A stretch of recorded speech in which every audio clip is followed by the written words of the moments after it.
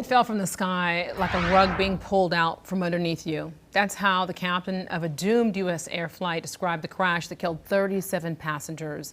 It happened on a stormy approach to Charlotte Douglas International Airport. Today marks the 30-year anniversary, and a lot has changed since then. Chief Transportation Correspondent and pilot Mackay Beeler remembers USAir Flight 1016 with two professionals who worked the crash scene. And to this day, they say it remains the most tragic event they ever covered. The plane broke into three sections when it crashed on approach to Charlotte Douglas International Airport. I've seen the results of war. I've seen the results of famine, but to see this in my own backyard really just struck me. Parts of the wreckage slammed into a house, which officials say was unoccupied at the time. Something that stays with you, and it's something that doesn't just go away. You don't just forget about it. It's a very lasting memory. Several crash victims suffered serious burns, others had broken bones. I can still visualize seeing the aircraft over there, seeing it in the trees, and it's pretty sobering. USAir says all 5 crew members survived, apparently without critical injuries. I was probably like most people that worked the site that day. I was sunburned, I was dehydrated, I was emotionally, physically, mentally worn out because you've seen things that people should not have to see. Investigators from the National Transportation Safety Board have recovered the plane's flight recorders, which could provide clues into the cause of last night's crash. Mark Rumsey, Charlotte, North Carolina.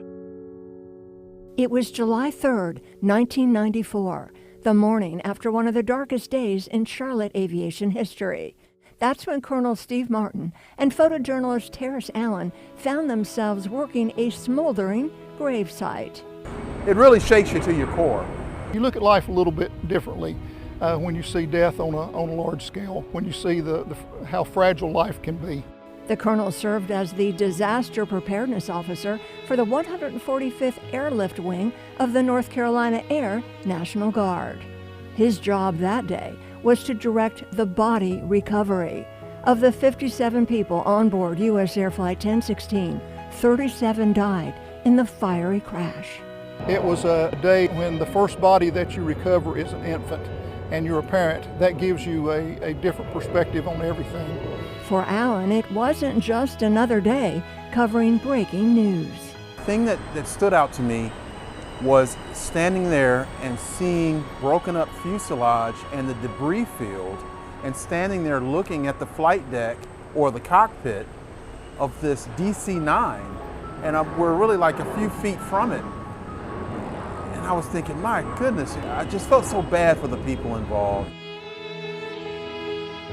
It was one of the worst air disasters in Charlotte history.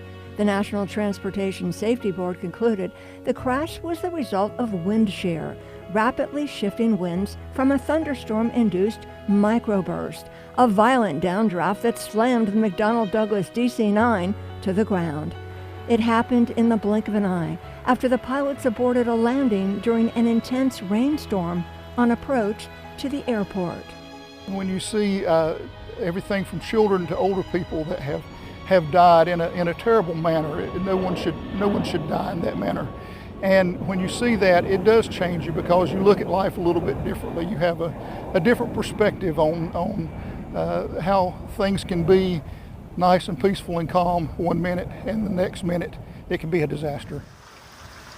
Although a few previous wind shear accidents had made headlines, little was known about the destructive forces of microbursts at the time.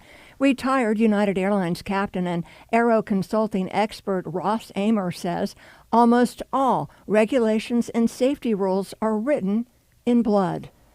Crashes like USAir 1016 were valuable lessons in how we deal with one of the greatest forces in nature, the weather. Before 1994 and this terrible disaster, there was limited detection of wind shear. And so after this disaster and after 1994, Congress really pushed the FAA on getting these terminal Doppler radar systems installed at various airports across the country that oftentimes have to deal with severe weather, including Charlotte.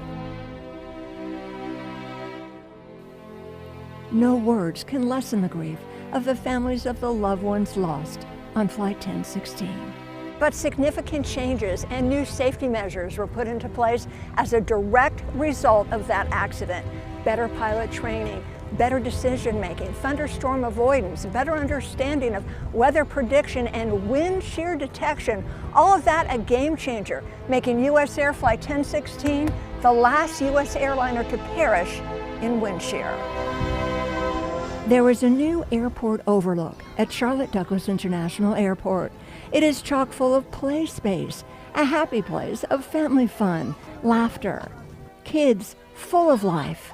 In stark contrast, just yards away, sits the memorial for USAir Flight 1016, a solemn place to remember, reflect, and pay respects to all affected by the crash. It is an interesting place to put the memorial, in a place of such happiness. When you go by and see that memorial, it reminds you, put all your petty beefs away with people, hug your wife, hug your kids, hug your family members. We're not guaranteed tomorrow. Those people got on that plane knowing that they were going on a vacation or going on business or doing whatever they had to do. And now 37 of them aren't here anymore.